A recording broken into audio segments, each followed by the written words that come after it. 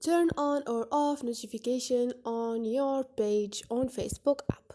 Hi guys, in this video I will show you how to turn on or off notifications on your page on Facebook app, easy and quick. So first thing, go to your Facebook, click on it, and here click on the setting icon or click on your page.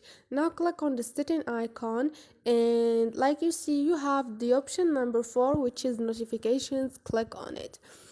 Now you have allow notifications. If you turn off this option, then automatically you're gonna turn off all the notifications on your page. Turn it on and just manage notifications, and this is it. To get a notifications in real time each time there is activity, or only get on scheduled notifications per day on all activities wherever you want. Easy and quick. Don't forget to subscribe and like.